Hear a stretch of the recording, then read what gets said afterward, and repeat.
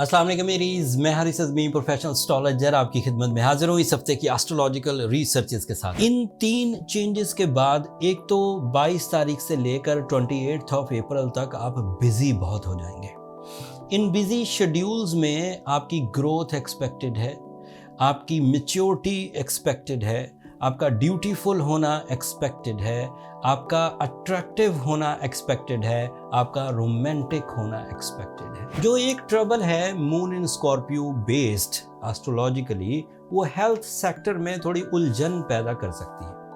Health sector की उलझनें दो तरह से हैं। एक मटीरियल उलझन, जैसे जिस्म में कोई ऐसी परफॉर्मेंस जो बहुत ज़रूरी है वो डल हो जाए, इसकी रिकवरी आपको अपनी विल से, मेडिकल एड के साथ, अपने हेल्दी लाइफ स्टाइल से ही अपनाना होगी। जो दूसरी हेल्थ चेंज है वो इमोशनल साइड की है, जैसे ज़्यादा गहरी सोचें हो जाना, सोचों में फ़िक्र का पहलू बढ़ जाना, या फिर depression, non decisive behaviour, this is expected.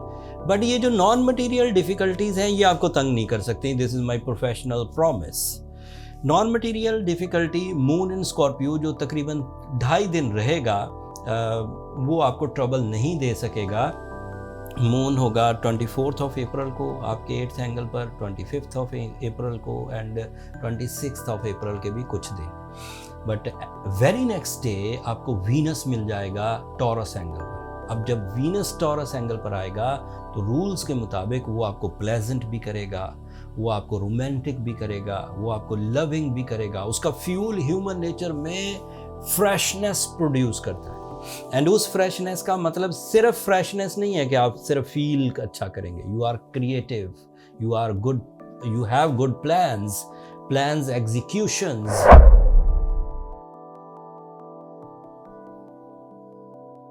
अस्सलाम वालेकुम टॉरियंस, मैं हारिस अज़मी प्रोफेशनल एस्ट्रोलॉजर आपकी खिदमत में हाजिर हूँ इस हफ्ते की एस्ट्रोलॉजिकल रिसर्चेस लेकर। Moon in Scorpio is not a very good form.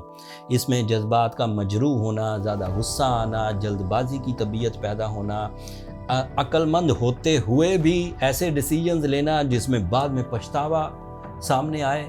सो ये 3 दिन मोहतात रहने के। और जब कभी नया ही चांद स्कॉर्पियो एंगल पर हो तो that is more effective and more dangerous. But disastering नहीं है कि तबाही आ जाएगी और लाइफ स्टक हो जाएगी, ऐसा नहीं है। बट पेनफुल हो सकता है, लेकिन उस पेन को बहुत हद तक जो दीगर में इवेंट्स बयान करने वाला हूँ उसे कवर कर जाएंगे। जो लोग इमोशनली सेंसिटिव हैं, जो सराउंडिंग के ज़रा से भी प्रॉब्लम से अपने अंदर बहुत बड़ा गम भर लेते हैं, गमगीन हो जाते हैं, बुज़दिल हो जाते हैं या नॉन डिसाइसिव हो जाते हैं, उन्हें केयरफुल ही रहना चाहिए।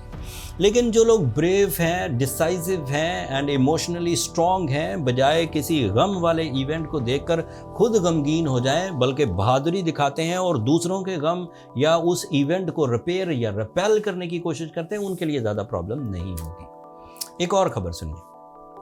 आपके लिए वीनस, आपका रूलिंग प्लैनेट, आपके 28 ऑफ अप्रैल को आपके फर्स्ट एंगल पर आ जाएगा।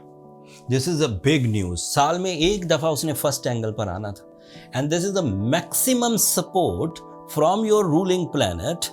एंड ये आपकी अंदर की संजीदगी को, आपके लाइफ स्टाइल अपग्रेडेशन को, आपकी कंसंट्रेशन को, आपकी रोमांस को, आपकी इमोशनल स्टेबिलिटी को, आपकी साइकोलॉजिकल परफॉर्मेंसेस को, आपकी क्रिएटिव स्किल्स को, आपकी एजुकेशनल फैक्टर को, आपकी थिंकिंग कैपेसिटी को, आपके अंदर ह्यूमर एंड लविंग स्किल्स को मैक्सिमाइज कर देंगे। इससे ज़्यादा नहीं मिलता। जब वीनस के आपके फर्स्ट एंगल पर हो, ये मैक्सिमम है।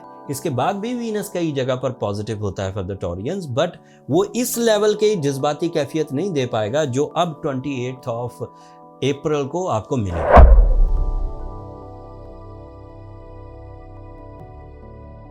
अस्सलाम वालेकुम जेमिनाइज, मैं हारिस अज़मी प्रोफेशनल एस्ट्रोलॉजर आपकी खिदमत में हाजिर हूँ एस्ट्रोलॉजिकल खुशखबरियाँ लेकर। मरकरी के डायरेक्ट होने से जो आपको 3 एडवांटेज मिलने हैं वो ये कि एक तो मरकरी 11th एंगल पर डायरेक्ट होगा, so your public image is on top, maximum and effective, your plans are so accurate, your team work is very good, and last में जो बैंकिंग सेक्टर से रिलेटेड जेमिनाइज हैं वो extraordinary growth कर सकते हैं। Increments, promotions, job switching, respect, face value, performances, colleagues के साथ अच्छे ताल्लुकात, बॉसेस के साथ अच्छे ताल्लुकात, मल्टीटास्किंग, या फिर बिजनेस की तरफ वो आ सकते हैं, स्टॉक एक्सचेंज वाले भी एंड बैंकिंग वाले भी। फिर इसका दूसरा फ़ायदा ये है क्योंकि ये आपका रूलिंग है, so it is representative of your natural skills, it is representative of your personality, it is representative of your concentration, it is representative of your vocal skills, it is representative of your public image, it is representative of your team activities, the leadership quality, मतलब you are on captain skills and आप lead कर सकते हैं। इतने फ़ायदे।